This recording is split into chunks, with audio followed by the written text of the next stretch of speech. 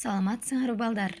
Бүгүн биз кыргыз тил сабагынын созулма үндүүлөрдүн жазылышы деген тема боюнча өтөбүз. Кыргыз тилинде 6 созулма үндүү бар балдар. Алар кыска үндүүлөрдөн айырмаланып, бир тамга кайталанып катар жазылат жана созулуп окулат. Мисалы: А, О, Ö, У, Ü, Э. Созулма табыш сүйлөмдүн башында келсе, биринчи тамгасы баш тамга, экинчиси кичине тамга менен жазылат.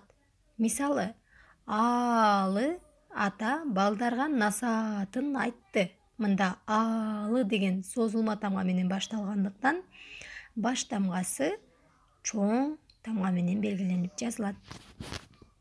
Андан кийин 4 каалоо деген текстти окуп, андагы сөздөргө тексттин окуяны, каармандарды, окуя болгон жерди жана мезгилди айтып бересиңер. Андан кийин тексттен созулма үндүүлөр катышкан сөздөрдү көчүрүп жазабыз. Төмөндөгү чийме туура түзүлгөнбү, оңдоп түзүп көрөбүз. Созулма үндүүлөрдү сөздүн башында, ортосуна, аягына келтирип, мисалдарды, сөздөрдү жазып көрөбүз. Мисалы: ары, ары дегенде биринчи эң алгачкы тамгалары созулма.